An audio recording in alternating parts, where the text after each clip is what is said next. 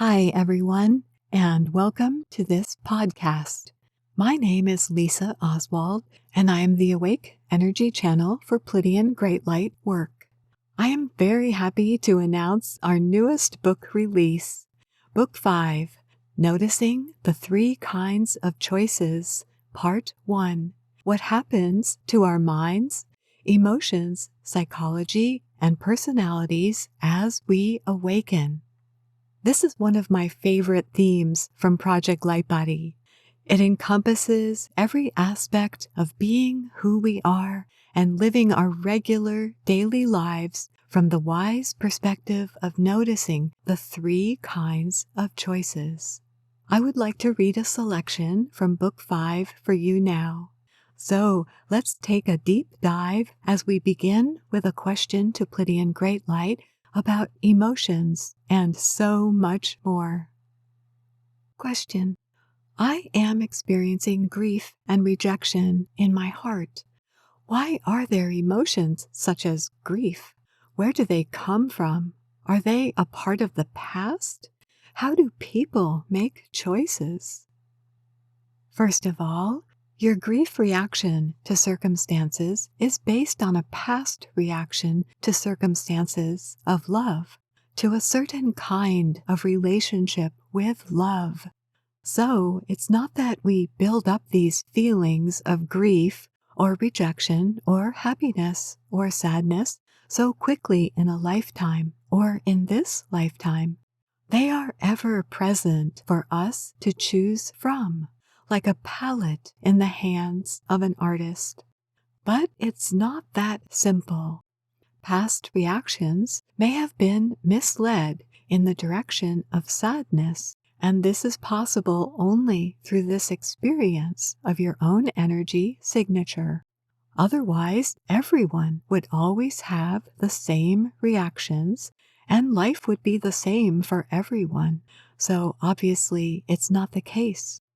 Just as one's energy signature is unique and unrelated to events or circumstances, so are the reactions of each person. As a circumstance arises and it's beautiful for some reason, the energy that's behind how the mind experiences and reacts to that circumstance is polluted in the sense of being unclear. We'll use the term unclear for now. Its true nature and direction at that moment are unclear, so it chooses the best it can. That energy chooses the least likely of paths at that moment due to the lack of clarity or the experience of that individual's uniqueness. One's unique energy is always an expression of the great wholeness of comprehension and the individual's relationship uncovering itself to itself, with itself, by itself. This energy exists by itself. It exists without reaction to circumstances, events, people, places, or things happening. Our own unique energy flows in one course of action and inaction at the same moment. So no matter what that energy encounters in its course, that unique energy remains true, completely undisturbed, unchanged, and unmoved, meaning it's not changing or altering its course of expansion upon that single note or motion. Fluidity of energy is the unique energy of that person. If we're going to talk about feelings and where they come from, it's an opening. It's an open channel. That unique energy is still doing what it always has and always will do, regardless of life encounters, whether past, now, or imaginary. None of those realms of experience is in any way possible to determine the reaction of the individual's thoughts or feelings. Although most people do, we can't blame or attach a real connection. We cannot connect that in any way to this uniquely flowing, individual, cosmic, universal visual stature if you are using these words to lead people's experiences into that sense of bigness.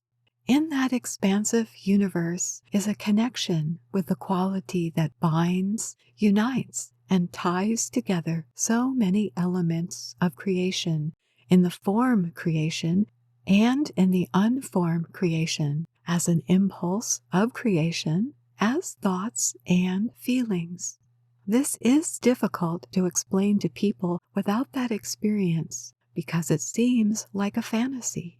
It seems impossible to experience that uniqueness of all that when the mind is quite united and making so many zillions of connections with the forms, events, circumstances, and people that happen so fast.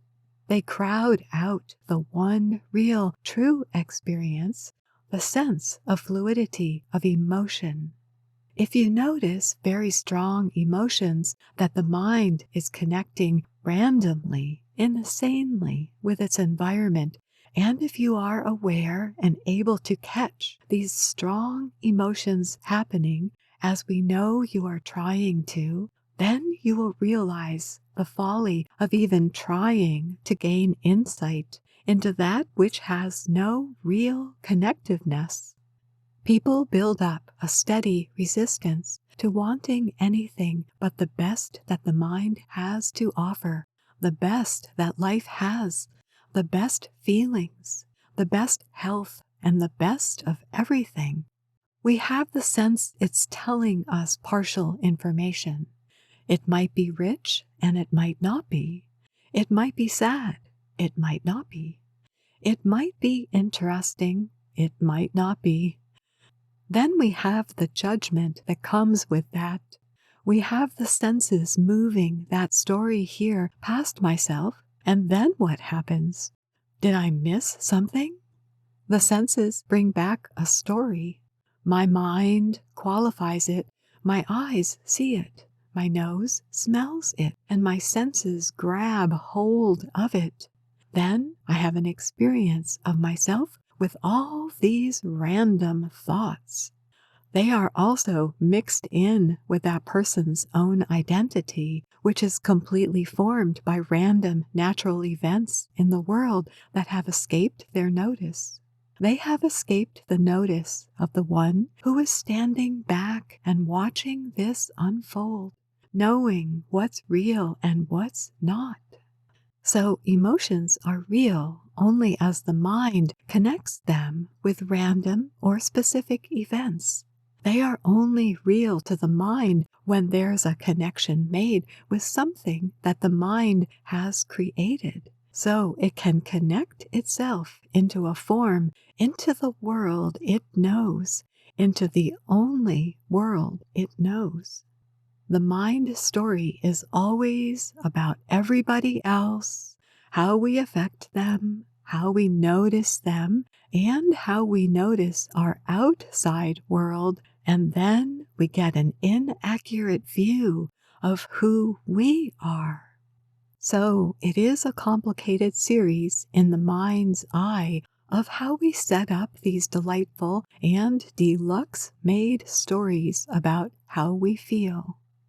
We'll just work on that for a moment tonight, if you don't mind. We're letting go of how we feel. How we feel is a really big trip for a lot of soul work. Actually, letting go of looking back on why we feel the way we feel, how we feel, when we feel, and what we feel, and so on and so on. We tend to recycle a feeling without actually identifying that it's real. Then we get a little bit lost in the process. So when we feel we might have something anxious, like this group meeting thing coming up here, we allow the gift of that anxious moment to take over for a second or two. Then we relinquish it just like this, so we don't examine the anxiety as much as ourselves. In that anxiety, we are actually crippled for a short time. Yes, everybody's had the experience of anxiety, maybe even akin to tension, physical tension, emotional tension, or something like that. To relive that is painful, but to just enjoy and have it be part of that bright, shining moment where your you-ness is very current and very clear-hearted means just a continuous welcoming of that anxiousness. So we don't reward ourselves with non-anxious or anxious either. Otherwise, we're just creating a reward system, even though you chose it with a little bit of innocence there in that description. Nonetheless, we still want to explore anxiousness a little bit here so you can have that full face, not only willingness to bring back home anxiousness or anxiety-related phenomena, but to recognize that the purpose of that is to relinquish the hold of the ego on the story of the emotional drama that's taking place. This is really deep. Would you agree? The layers are deep when we start looking deeper into why we are the way we seem to be. We have to go quite deep just to sever those ancient memories we have and carry around. They can be parental, or maybe just some anxiety came along once or twice in childhood that kind of set the pace. Do you see where this is going? Emotions, however lofty or filled with despair, rejection, sorrow, confusion, self-worth or lack of self-worth, only exist as experiences in time and space in the sense of them being directly attached or connected with the mind's view of ideal attachments or expressions. Idealism comes from the mind, no matter how nice it is or not. It all comes from the beautiful, intimate connection with form, with a form, with the form. We're not saying you can get rid of this connection because it's impossible.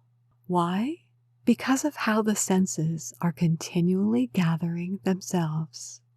Although many have tried, it's impossible to stop interacting with the world. They have ways to reduce the senses and the sensory gathering process in every way they can, like celibacy, isolation, and sensory deprivation.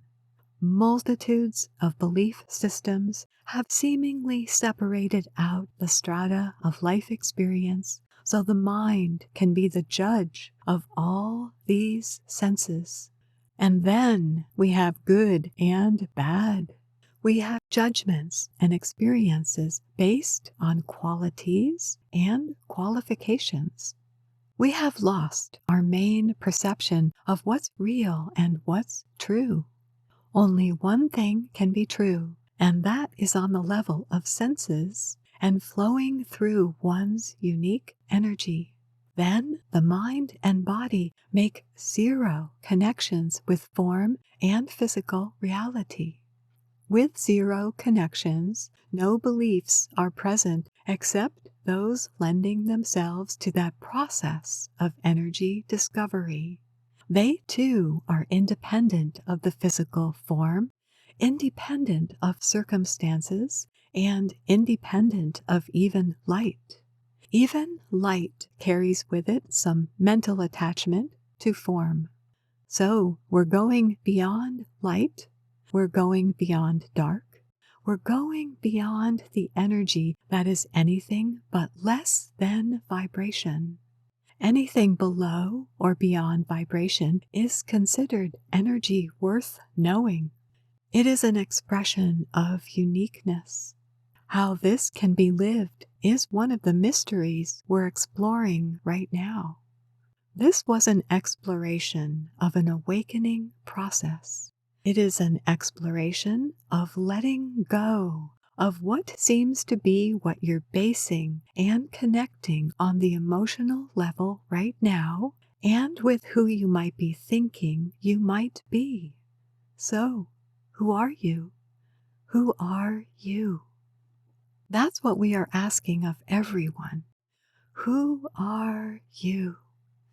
We ask this beautiful awakening and enlightening question so people will pause, even for a moment, and reflect on who they think they are.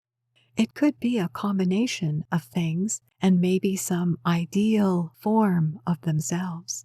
So, in that gap, in that space, in that beautiful moment of self-questioning, comes an opportunity for a new understanding of one's true nature on the move. We know that an experience that's unique in terms of energy flow is not tied to anyone or anything. It's impossible to identify the feeling of grief with that beautiful flow, with that outgoing flow, with that expression of energy and flow. One thing you can keep in mind is that this flow knows itself, so self-doubt is not possible. This flow is by itself expanding. In that expansion, only uplifting qualities come into that person's life, and by that we mean just that. That expansive entertainment value is so clearly felt that the senses are released from the constant positioning they would normally be held in through and by the mind's way it connects with form. So, do you see how this works? The real question here is not how do we heal or what do we need to know to be happier, but instead, who am I? And this concludes today's selection. The channeled information in this book series will help you notice your energy and light up your journey home. It is filled with wisdom and inspiration to discover how you can like and love yourself with compassion and caring that's exactly right for you. What, how, and why we choose involves understanding the experience of thoughts, feelings, and emotions, and how they support our bodies, psychology, and personalities. All of this is part of the self-awakening process. These light-filled transmissions of energy can help you explore the unfamiliar territory of you. Only you can write your own story. As always, this light and energy work is brimming with insight, hope, and tender-heartedness. These soul messages from Pleiadian Great Light create an opening for a transformational, awake energy shift home. They stretch the view of life so you can discover your unique purpose and sense of individuation, appreciate emotions, and embrace all the parts of yourself in one big loving moment that is now. You are ready for this advanced soul work. It's why you are here. So thank you for listening. Please visit PleiadianChannel.com for more information about Project Lightbody, the book series, our audio books, and a link to a wonderful healing YouTube video of a guided global transmission of light body activation.